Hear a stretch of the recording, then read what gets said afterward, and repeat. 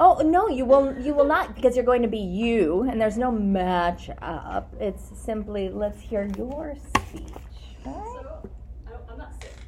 Like, I don't have a mask, and it looks like I have, like, pneumonia. I don't. I just, like, my room got really dusty, so this is not great right now. Mm-hmm. But yeah. Okay, so. Okay, let's all clap, and you're going to think of your first word. And what is that first word? When. There we go. And it's going to be Ren. Deep breath. So. Nope. Oh my goodness. Okay. Redo. Okay.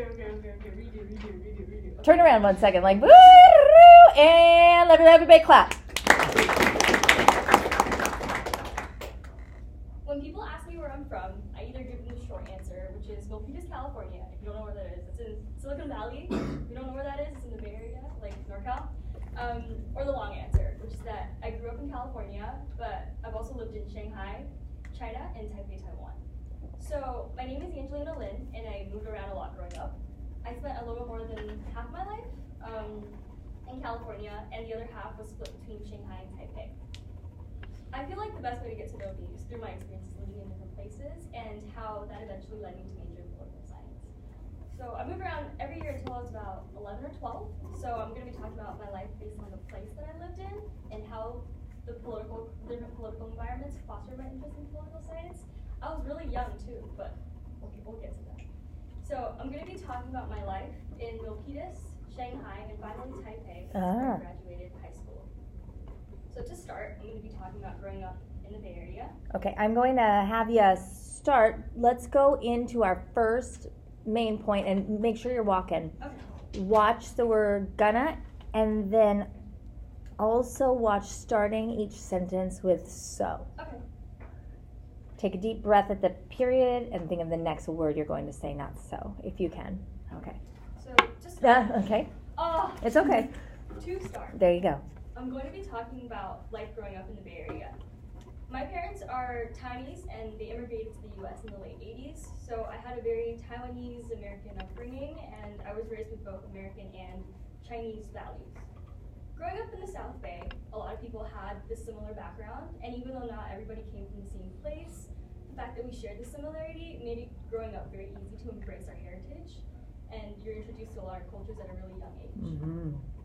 I went to public school, and every morning, so something that I feel like really stood out was that we stand for the Pledge of Allegiance with our hands over our hearts, and I never thought that this was out of the ordinary until my much older brother, he's 15 years older than me, that he pointed out how you're doing this from such a young age that you might not know what you're doing.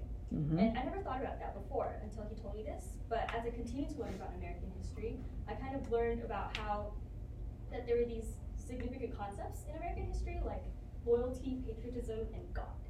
So that kind of like struck with me, and I just carried on with my life. And the next stop was Shanghai. So life was really different. Okay, let's stop there. Go back and think about, because those are very important things, right? You realize these three different things about American culture. What are they? Patriotism, loyalty, and God. Fantastic. That just taught you that it's kinda? No. It taught you what? It taught me that these are really solidified concepts in American history. Done. Awesome sauce. Okay. There you go. So, however, life was really different in Shanghai. Ooh, love that transition.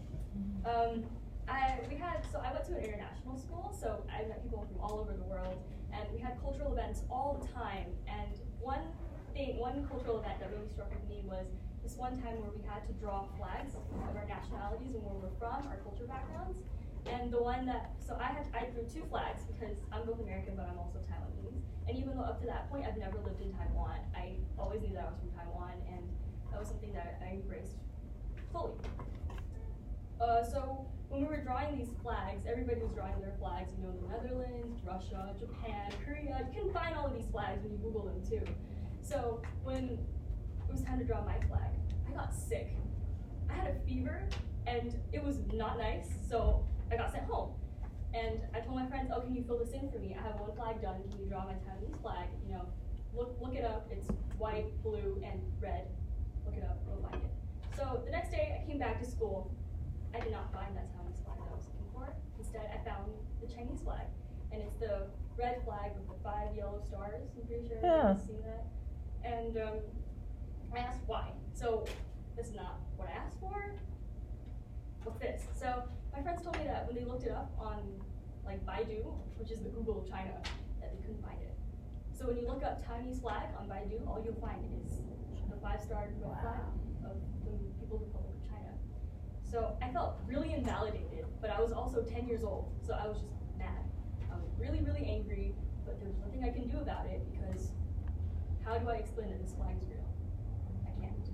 So yeah, I turned to my parents and I asked them why that is, and they said because there are these things called censors that are put on keywords, and in turn, the government will not show certain images, or these images will be erased the moment they're published. Didn't know what that meant. Here it comes. So the final stop of my life before coming here was Taipei, Taiwan. And this is where I graduated high school, and it's much more free, and I felt the stronger sense of belonging than I did in mainland China. In my junior year of high school, I had the chance to take this global politics class, and that exposed me to like these political theories, such as sovereignty, humanitarian intervention, cultural relativism, and more. And I even had the chance to study cross-strait relations, which is the relations between mainland China, which is People's Republic of China, and Taiwan, which is also known as the Republic of China. Ha! How confusing is that? So I got to study that, and after that course ended, I realized that this is really what I wanted to study. And so application time was perfect. It really worked out. Senior year started, and so yeah, here I am studying political science at LMU. So I've talked a little bit about myself, and I hope this gives a good idea of who I am. And these experiences abroad really shaped who I am and my interests.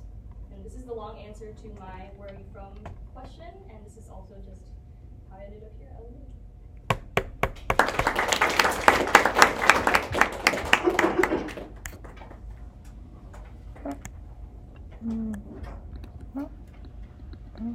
Oh no, did that one not start?